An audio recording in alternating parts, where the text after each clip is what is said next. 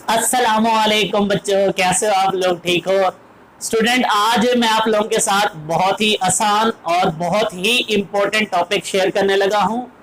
इसका नाम है orientation of electrophilic substitution reaction of benzene. बच्चों, हम लोगों ने बेंजीन के इलेक्ट्रोफिलिक सब्स्टिट्यूशन रिएक्शंस पढ़े थे, जिसमें नाइट्रेशन था, हेलोजिनेशन था, अल्काइलेशन था, असाइलेशन था। इसी तरीके से बच्चों आज हम पढ़ने लगे हैं कि जो बेंजीन होती है उसके अंदर जो ओरिएंटेशंस होती हैं उसके ऊपर हम बात करने वाले हैं। बच्चों सबसे पहले एक बात याद रखिएगा, जब हम लोग बेंजीन के अंदर उसके रिंग की सब्स्टिट्यूशन करवाते हैं तो सबसे पहले ये होता है कि बेंजीन के अंदर सिर्फ और सिर्फ हम एक सब्स्टिट्यूएंट ऐड करते हैं, जिसे हम बोलते हैं कि हमारे पास बेंजीन एक क्या बन चुकी है, मोनो सब्स्टिट्यूटेड बेंजीन। लाइक ये देखो, ये मेरे पास है एक बेंजीन। बच्चों इस बेंजीन के अंदर जब मैं कोई एक्स सब्स्टिट्यूएंट ऐड करता हूं तो ये बेंजीन के आप ऑलरेडी सब्स्टिट्यूट जो इलेक्ट्रोफिलिक सब्स्टिट्यूशन रिएक्शंस है वो पढ़ चुके हो कि बेंजीन का जो रिंग होता है वो उसमें डीलोकलाइज्ड पाई इलेक्ट्रॉनिक क्लाउड होते हैं जो एक स्ट्रॉन्ग इलेक्ट्रोफाइल के तलाश में होते हैं, जो आके इसके रिंग के साथ क्या हो जाता है, सब्स्टिट्यूट।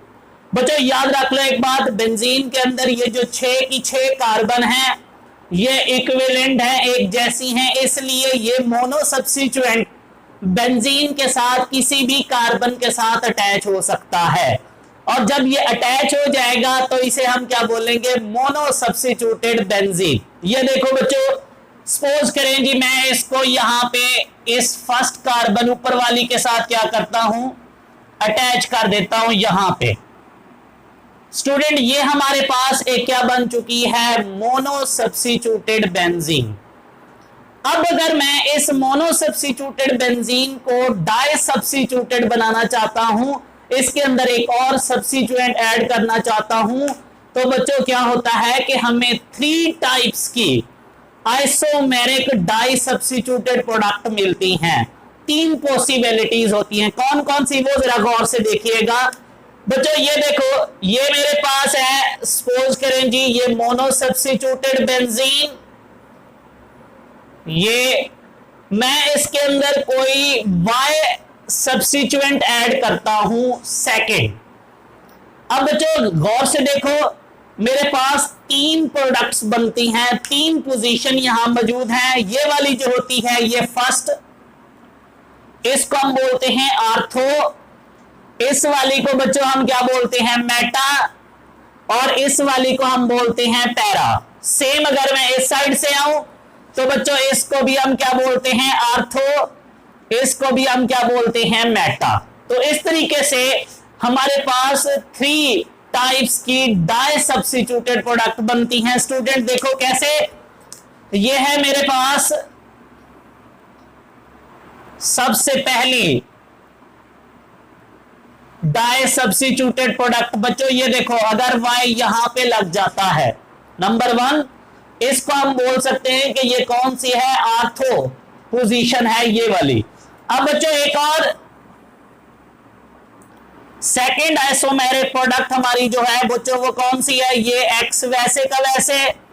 अगर Y यहां मेटा पोजीशन पे लग गया तो बच्चों ये हमारे पास एक और आइसोमेरिक प्रोडक्ट हो गई बेंजीन की, या मोनो सब्स्टिट्यूटेड बेंजीन की। बच्चों एक और यहां पे पॉसिबिलिटी है हमारे पास कि ये X यहां पे है, ये Y पोजीशन पे, ये इस पैरा पोजीशन के ऊपर जब हमारे पास कोई सब्स्टिट्यूएंट आके अटैच होगा तो इस तरीके से हमारे पास बच्चों ये 3 तरह की डाई सब्स्टिट्यूटेड क्या बन जाती है, बेंजीन।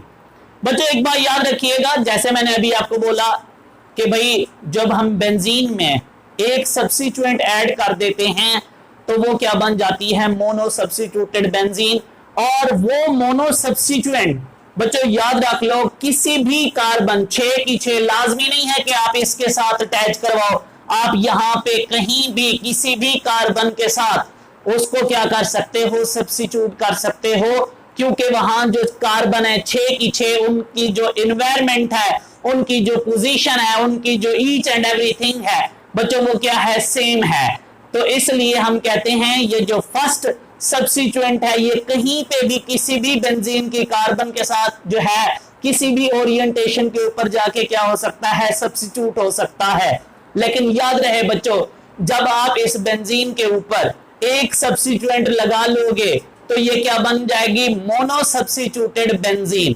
और अब अगर आप इसको क्या बनाना चाहते हो, डाई सब्स्टिट्यूएंट, तो 3 आपके पास पॉसिबिलिटी होंगी, आर्थो, मेटा और पैरा। ये कब आने वाला सेकंड सब्स्टिट्यूएंट, ये जो डाई सब्स्टिट्यूएंट है, ये जो Y मैंने ऐड किया, ये आर्थो पे जाएगा या ये हमारे पास मेटा पे जाएगा या ये हमारे पास बच्चों के इस पोजीशन पे जाएगा, पैरा पे। ये अब किसने डिसाइड करना है, ये बेंजीन के ऊपर मौजूद जो ऊपर वाला ग्रुप है ये X, ये डिसाइड करेगा कि जो आने वाला सेकंड सब्स्टिट्यूएंट है आया इसको आर्थो पे जाना चाहिए, मेटा पे जाना चाहिए या फिर पैरा पे। और यहां से हमारा बेसिक मेन टॉपिक शुरू होता है। 2 इफेक्ट्स हैं, 2 तरह के बच्चों ये X लगे होते हैं ग्रुप, ये 2 तरह के होते हैं।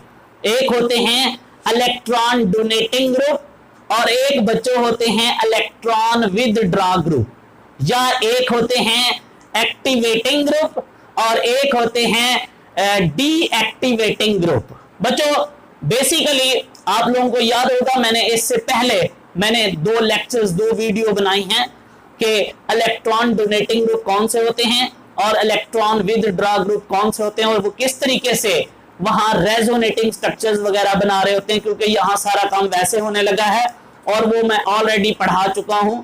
मैं अपनी इस वीडियो के अंदर अगर आपने नहीं सुना तो मैं उसके अंदर वो डिस्क्रिप्शन के अंदर मैं उसके लिंक दे दूंगा, आपने पहले उसको सुन लेना है ताकि आपको ये इजीली क्या हो सके, अंडरस्टैंड हो सके। मैं यहाँ पे भी एक दफा आपको रिपीट करवा दूंगा। बच्चों मैं यहाँ आपको ये बात करने वाला हूं कि हमारे पास यहाँ 2 तरह के ये X लगे हो सकते हैं, या तो ये क्या होते हैं इलेक्ट्रॉन डोनेटिंग ग्रुप होते हैं या फिर इलेक्ट्रॉन क्या होते हैं विदड्रॉ। मींस एक पॉसिबिलिटी तो ये है कि ये बेंजीन को इलेक्ट्रॉन देंगे, बेंजीन को एक्टिवेट करते हैं, बेंजीन के रिंग के अंदर इलेक्ट्रॉन डेंसिटी बढ़ाते हैं, बेंजीन की रिएक्टिविटी को मजीद और बढ़ाते हैं। ऐसे ग्रुप को हम क्या बोलते हैं, एक्टिवेटिंग ग्रुप या इलेक्ट्रॉन डोनेटिंग ग्रुप। और दूसरे वाले जो हैं वो है हमारे पास इलेक्ट्रॉन विदड्रॉ ग्रुप, जो बेंजीन से इलेक्ट्रॉन को क्या करता है, खींचता है, बेंजीन को कमजोर करता है, बेंजीन को और लेस रिएक्टिव करता है, बेंजीन को और डीएक्टिवेट करता है। बच्चों ऐसे ग्रुप क्या कहलाते हैं, इलेक्ट्रॉन विदड्रॉ ग्रुप या डीएक्टिवेटिंग ग्रुप। मींस ये 2 तरह के ग्रुप हैं। बेसिकली इन 2 ग्रुप्स का खेल है कि इन्होंने डिसाइड करना है कि भाई जो आने वाला डाई सब्स्टिट्यूएंट है हमने उसे कहां जाके लेके जाना है, आर्थो, मेटा या फिर पैरा। तो इसलिए हमारे 2 बच्चों टाइप्स के ये ग्रुप हैं और हमारे पास 2 तरह के ये इफेक्ट्स हैं। एक को हम बोलते हैं आर्थो पैरा डायरेक्टिंग इफेक्ट या डायरेक्टिंग ग्रुप, और एक है बच्चों हमारे पास मेटा डायरेक्टिंग ग्रुप। तो सबसे पहले मैं आपको बताता हूं कि ये आर्थो पैरा डायरेक्टिंग ग्रुप कौन से होते हैं। तो हम हेडिंग लगा लेते हैं बच्चों, आर्थो पैरा डायरेक्टिंग ग्रुप। बच्चों एक बात याद रख लो, मैं सबसे पहले आपको ना इसकी डेफिनेशन बताना चाहता हूं। याद रखो, अगर इस बेंजीन पे ये जो सब्स्टिट्यूएंट X लगा हुआ है, अगर ये क्या हुआ है इलेक्ट्रॉन डोनेटिंग, हमारी बुक्स में बहुत सारे इलेक्ट्रॉन डोनेटिंग ग्रुप दिए हुए हैं जिसमें हाइड्रोक्सल है OH। इसके अलावा मैंने जो आपको रेजोनेटिंग स्ट्रक्चर रेजोनेंस के बताए थे बच्चों, वो भी मैंने किसके बताए हुए थे, OH के बताए थे, जिसमें ऑक्सीजन जो लगा होता है वो रिंग को क्या कर रहा होता है, इलेक्ट्रॉन डोनेट कर रहा होता है। जिससे बेंजीन के पास जो रिएक्टिविटी है वो क्या हो रही होती है, बढ़ रही होती है। इसी तरीके से मिथाइल ग्रुप होता है, आयोडाइड ग्रुप होता है, क्लोराइड ग्रुप होता है, आपकी बुक में और भी ग्रुप दिए हुए हैं। तो बच्चों इन्हीं में से मैं एक ग्रुप लेने लगा हूं इस टाइम, मिथाइल ग्रुप, जो कि एक क्या है, इलेक्ट्रॉन डोनेटिंग ग्रुप। मैं इसको बेंजीन पे लगा देता हूं ऐसे। ये देखो बच्चों, ये है मेरे पास बेंजीन, मैं इसको मोनो सब्स्टिट्यूटेड बना दिया है जी, मैंने इसके ऊपर CH3 ग्रुप लगा दिया है।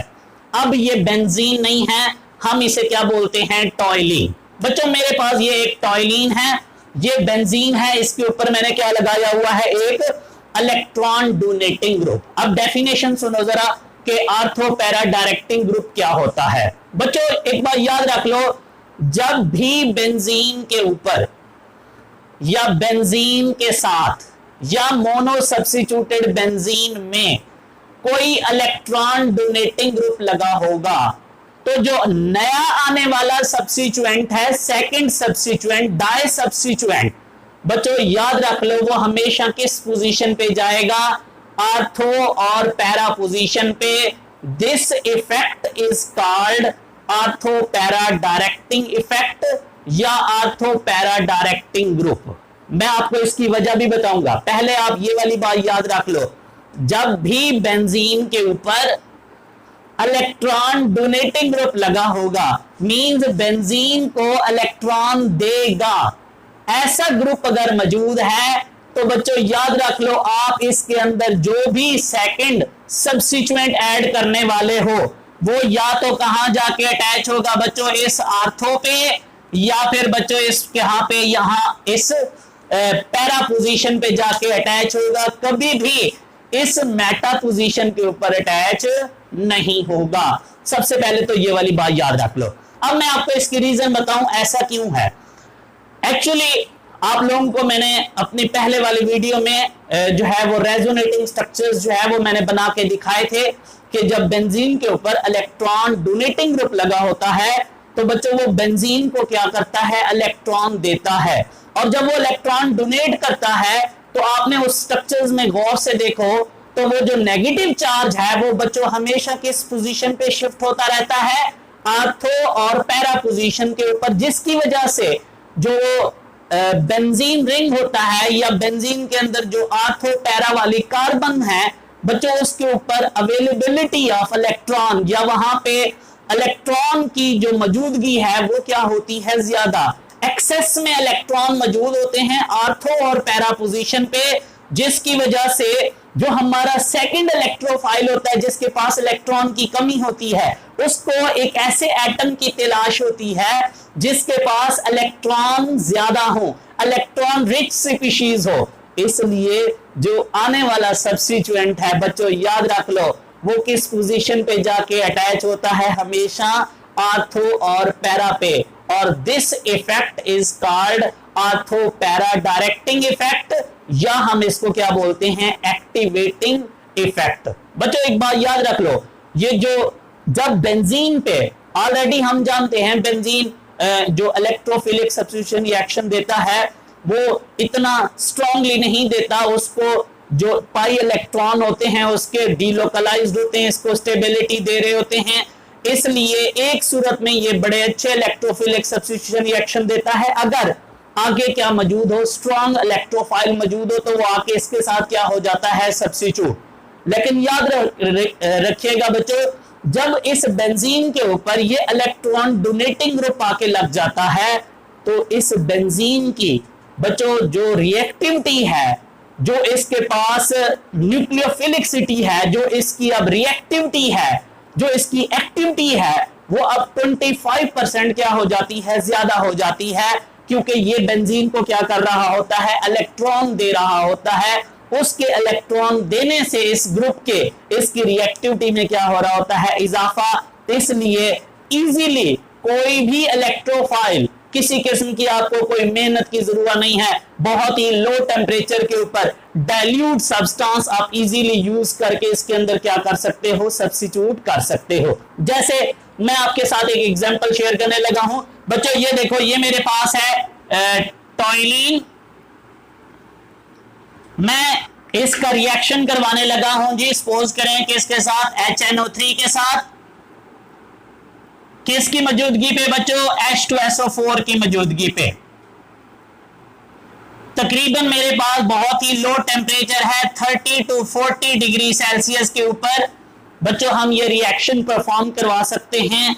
और बच्चों यहां से आप जानते हो, हमें पता है ऑलरेडी, हम सब्स्टिट्यूशन रिएक्शन कर चुके हैं कि जो HNO3 होता है ये हमें क्या देता है, नाइट्रो ग्रुप।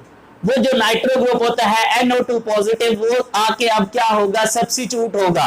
तो देखो ऊपर ग्रुप जो लगा हुआ है वो है इलेक्ट्रॉन डोनेटिंग ग्रुप, तो लिहाजा यहां से जो आपको नाइट्रो ग्रुप मिलने वाला है बच्चों वो कहां जाके अटैच होगा, आर्थो और पैरा पे, कभी भी इस मेटा पोजीशन के ऊपर अटैच नहीं होगा। तो बच्चों देखो किस तरीके से अटैच होगा जी, इस तरीके से जी। ये हमारे पास है CH3, यहां बच्चों क्या हो गया, NO2 ग्रुप आके अटैच हो गया, एक पॉसिबिलिटी। और सेकंड वन बच्चों हमारे पास क्या है, ये वाली पॉसिबिलिटी है, CH3 और ये NO2।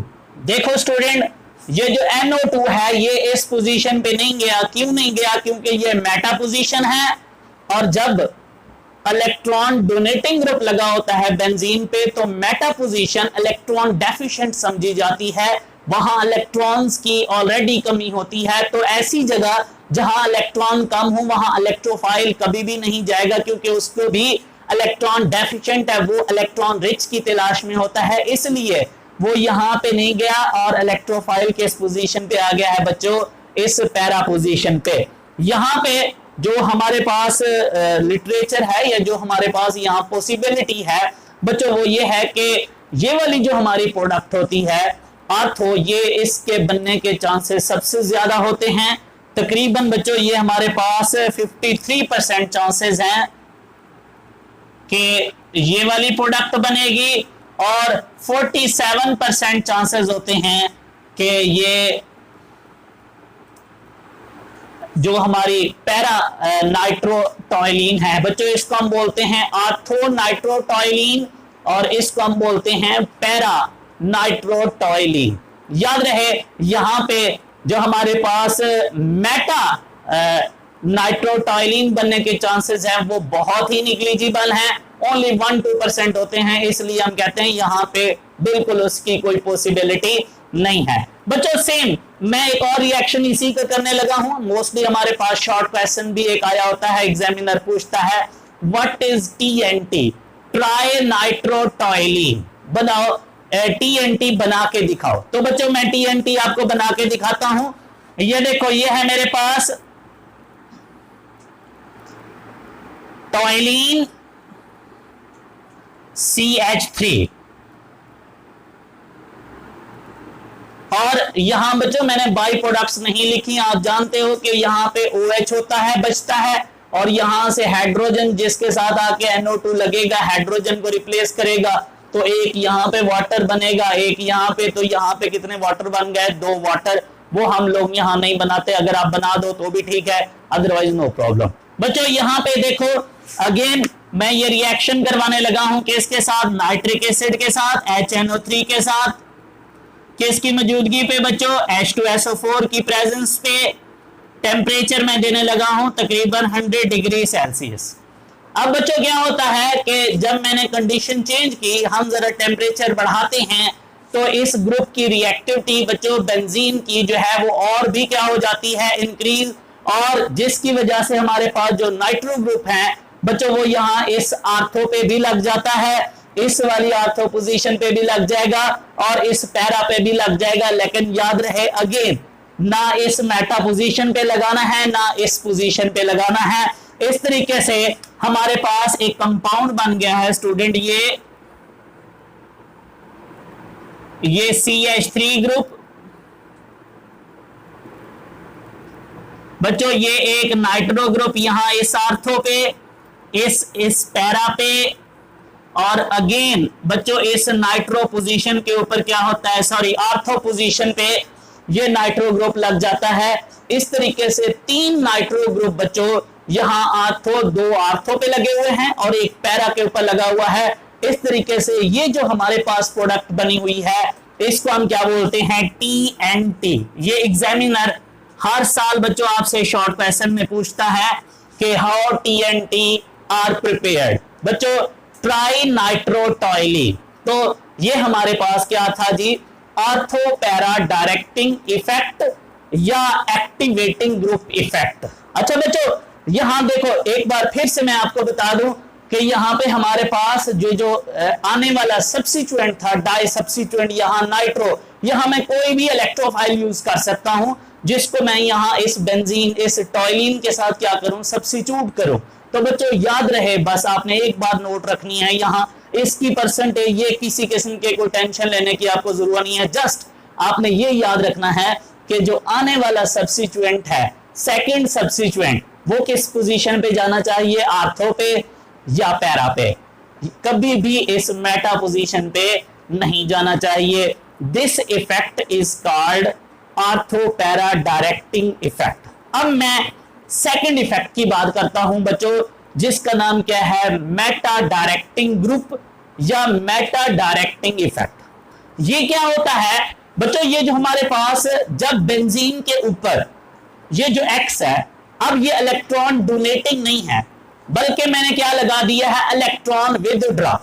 अगर आपको मेरा लेक्चर याद हो रेजोनेटिंग स्ट्रक्चर वाला, जिसमें मैंने नाइट्रोबेंजीन के रेजोनेटिंग स्ट्रक्चर्स बनाए थे, मैंने उसके अंदर बना के दिखाया था कि जब ऊपर इलेक्ट्रॉन विदड्रॉ ग्रुप लगा होता है और वो बेंजीन से इलेक्ट्रॉन को अपनी तरफ खींचता है, तो बच्चों होता क्या है कि जो हमारे पास बेंजीन के अंदर जो आर्थो और पैरा पोजीशन होती है उसके ऊपर क्या आ रहा होता है, पॉजिटिव चार्ज। इसका मतलब क्या है कि वहां आर्थो और पैरा पोजीशन जो है वो ज्यादा इलेक्ट्रॉन क्या होती है बच्चों, डेफिशिएंट होती है, और उसके मुकाबले में वो जो उस वक्त अब मेटा पोजीशन है बच्चों, वो क्या हो जाती है, उसके मुकाबले में ज्यादा इलेक्ट्रॉन रिच और ज्यादा उसके पास पावर होती है कि वो जो आने वाला इलेक्ट्रोफाइल है वो उसके साथ आके सब्स्टिट्यूट हो। नो डाउट बच्चों वो जो ग्रुप लगा होता है बेंजीन के ऊपर,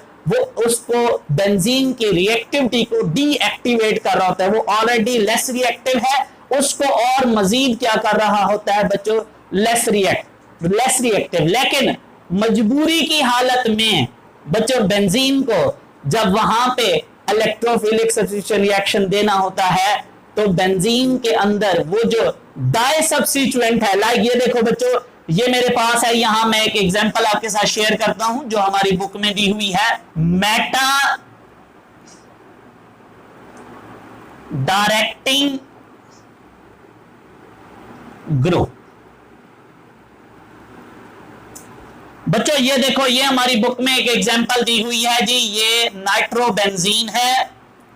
अगेन मैं आपको बता दूं कि हमारी बुक के अंदर ये सीरीज पूरी दी हुई है कि कौन से ग्रुप हैं जो इलेक्ट्रॉन विदड्रॉ हैं, तो उसको आपने याद रख लेना है। जैसे मैंने 2-3 याद किए हुए हैं, ये एक नाइट्रो ग्रुप होता है, ये भी इलेक्ट्रॉन डोनेटिंग विदड्रॉ ग्रुप है। इसके मैंने आपको पहले एक लेक्चर के अंदर इसके रेजोनेटिंग स्ट्रक्चर्स भी बना के दिखाए थे कि किस तरीके से ये बेंजीन से अपनी तरफ इलेक्ट्रॉन खींचता है, और मैंने वहां बना के दिखाया था बच्चों कि जब ये बेंजीन से इलेक्ट्रॉन खींच रहा था तो बेंजीन के अंदर इस पोजीशन पे और इस पोजीशन पे क्या आ रहा था, पॉजिटिव चार्ज।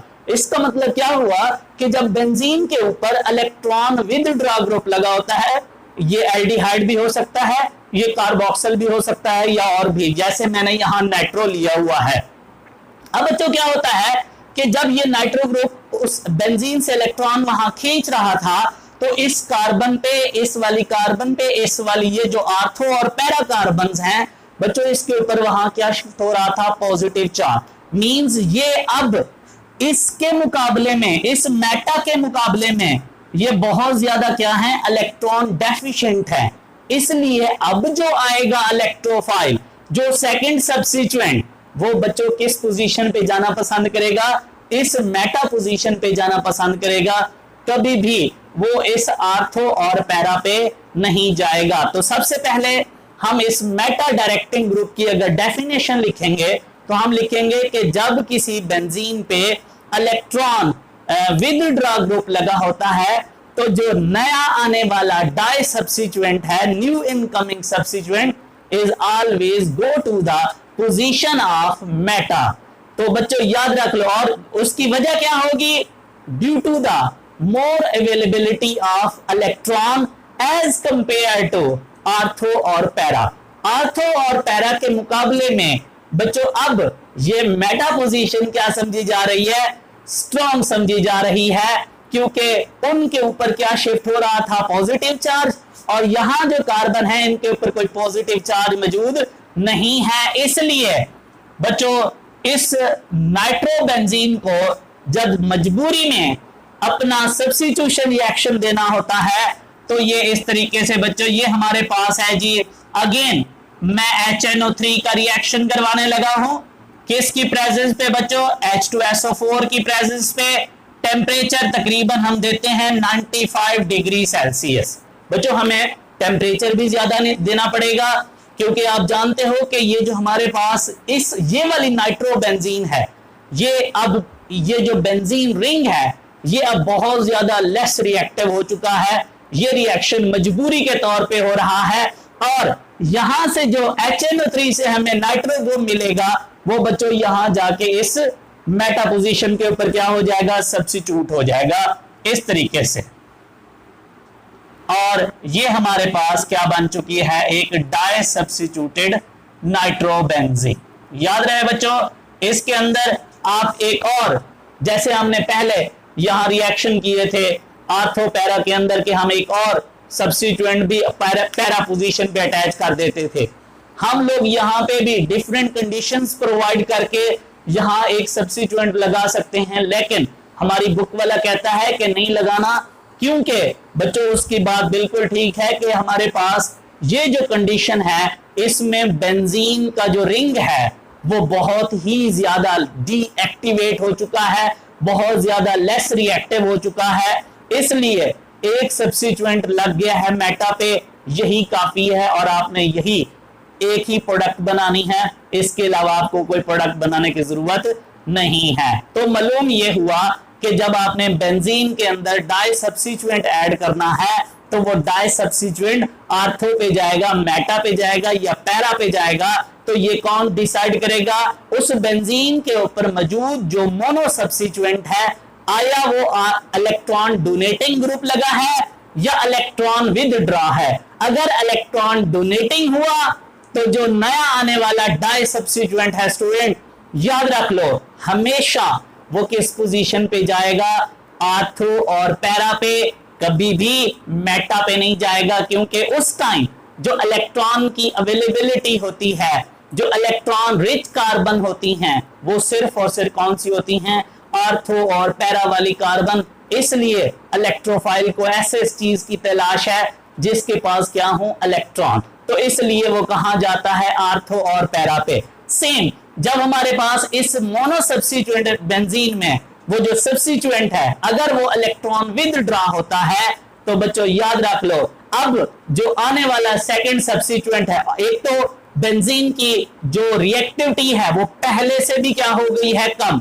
तो इसलिए अब ये बहुत ज्यादा लीस्ट रिएक्टिव हो गई है, मजबूरी में रिएक्शन देना है, इसलिए जो आने वाला सब्स्टिट्यूएंट है सिर्फ ए, वो आके किस पोजीशन पे अटैच होगा?